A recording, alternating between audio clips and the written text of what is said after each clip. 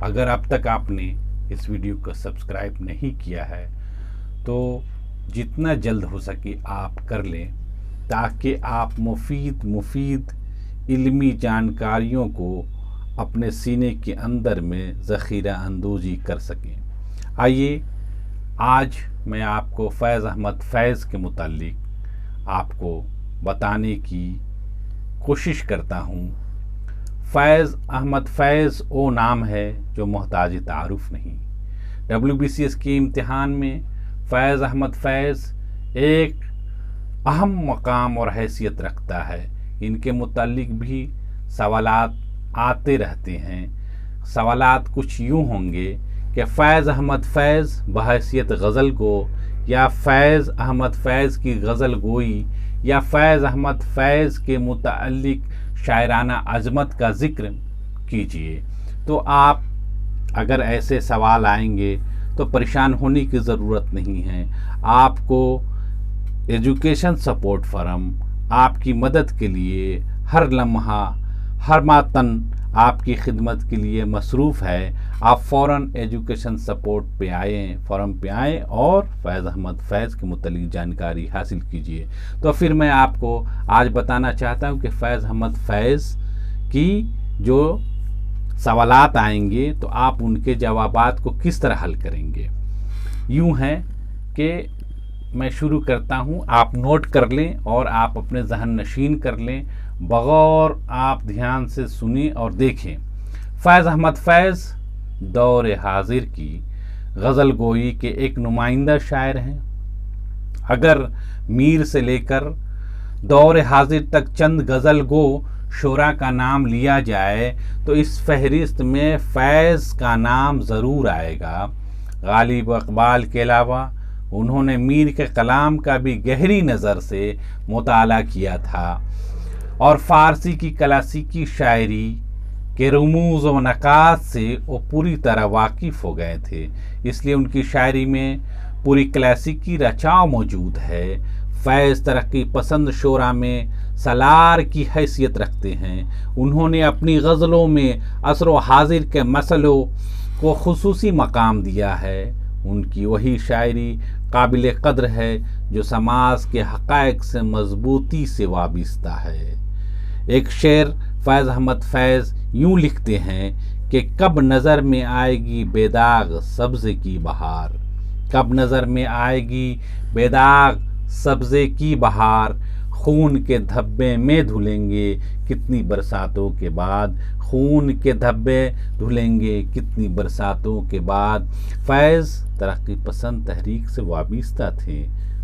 وہ اپنی شاعری میں محنت کش عوام کی حمایت بھی کرتے تھے، مگر انہوں نے اپنی شاعری کو کبھی پروپیگنڈا نہیں بننے دیا، اور یہ بہت بڑی بات تھی۔ وہ ہمیشہ شعراء کی بھیڑ میں منفرد نظر آتے تھے۔ فیض کی یہ خصوصیت ہے کہ پھول، گلشن، خار، قفس، گلچھیں، ساقی، میخانہ، ناصح، واعظ جیسے فرسودہ اور پرانے الفاظ و اصطلاح کو استعمال کرتے انہوں نے عشقیہ، سیاسی اور سماجی فکر کے جذبات و خیالات کی ترجمانی نئے اسلوب کے ساتھ کی۔ فیض کی غزلوں میں گہرائی اور گیرائی دونوں کار فرما نظر آتی ہے۔ اس کا سبب یہ ہے کہ فیض غم کی عکاسی سے بھرپور طریقے سے کرتے ہیں۔ یہ غم ذاتی بھی ہے اور واحد کائناتی بھی۔ فیض کی غزل ان کے ذاتی تجربات کا عکس ہے۔ وہ دوران اسیری فیض نے جو غزلیں کہی ہیں ان کی دکھ بھری دھڑکن کی آوازیں ہیں۔ ان کا شعر کچھ یوں ہے کہ روش روش ہے وہی انتظار کا موسم، روش روش ہے وہی انتظار کا موسم، نہیں ہے کوئی بھی موسم بہار کا موسم، نہیں ہے کوئی بھی موسم بہار کا موسم۔ وہ بات سارے فسانے میں جس کا ذکر نہ تھا، وہ بات سارے فسانے میں جس کا ذکر نہ تھا، وہ بات ان کو بہت ناگوار گزری ہے، وہ بات ان کو بہت ناگوار گزری ہے۔ ان کی شاعری میں کائناتی غم بھی بکھرے پڑے ہیں، انہوں نے انسانیت کا درد اپنے دل میں محسوس کیا ہے، اپنی غزلوں میں اپنے دور اپنے سماج کی بھرپور عکاسی کی ہے۔ کچھ یوں شعر بنتا ہے کہ اسباب غم عشق بہم کرتے رہیں گے، اسباب غم عشق بہم کرتے رہیں گے، ویرانی دوراں پہ کرم کرتے رہیں گے، ویرانی دوراں پہ کرم کرتے رہیں گے۔ فیض کو اپنے وطن سے بے حد محبت ہے، وہ اپنے وطن سے اس طرح محبت کرتے ہیں جس طرح کوئی مرد کسی عورت سے محبت کرتا ہے۔ وطن ان کی نظروں میں ایسا ہے، ایسا ہی حسین ہے جس طرح کوئی محبوبہ حسین ہوتی ہو۔ اس لیے تو یہ کہتے ہیں، کچھ یوں رقم تراز ہیں کہ بجھا جو روزن زندہ تو دل یہ سمجھا ہے، بجھا جو روزن زندہ تو دل یہ سمجھا ہے کہ تیری مانگ ستاروں سے بھر گئی ہوگی، کہ تیری مانگ ستاروں سے بھر گئی ہوگی۔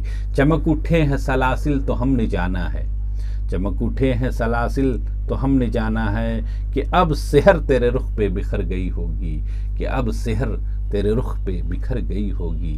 فیض کی غزلوں میں تہداری ہے، متضاد عناصر باہم مربوط ہو گئے ہیں۔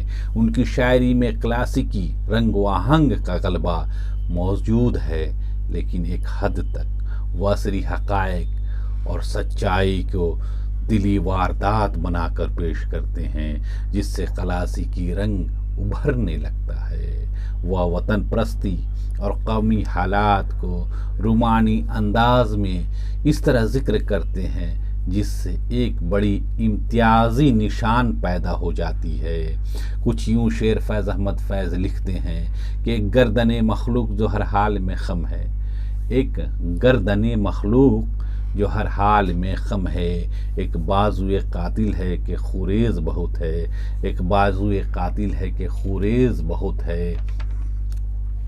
اسی طرح سے فیض یوں تو فطرتاً رومانی شاعر تھے، مگر ان کے یہاں میرا جی اور نو میم راشد کی طرح عریانیت اور فحش نگاری نہیں، گرچہ یہ احساس ضرور ہوتا ہے کہ تشنگی باقی رہ گئی ہے۔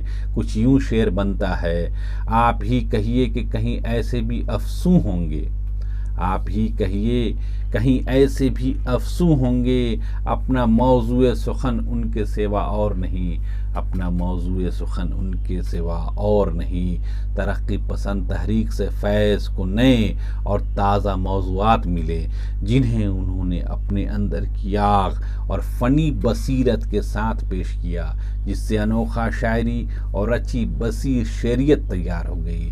ان کے کلام میں اگر نرمی، شیرینی، آہستہ روی اور مدھم لے کا خوبصورت نقش ملتا ہے، تو اس کی سب سے بڑی وجہ یہی ہو سکتی ہے کہ وہ کلاسیکی مزاج رکھتے تھے، مگر یہ ہرگز نہ سمجھ لینا چاہیے کہ وہ روایت پر پرست ہیں، بلکہ جہاں تک ضروری سمجھتے ہیں اس سے استفادہ کرتے ہیں، اور یہ ضروری بھی ہے۔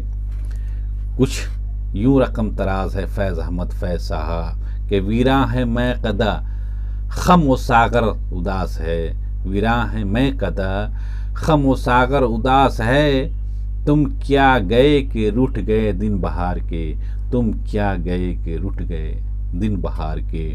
فیض اپنی شاعری سے ایسے سماج کی تشکیل چاہتے تھے جہاں نفرت و کشمکش نہیں ہو، بلکہ محبت ہی محبت ہو۔ ان کی غزلوں میں آزادی خیال اور ترقی پسند نقطۂ نظر کی آبرو مندانہ چمک دکھائی دیتی ہے۔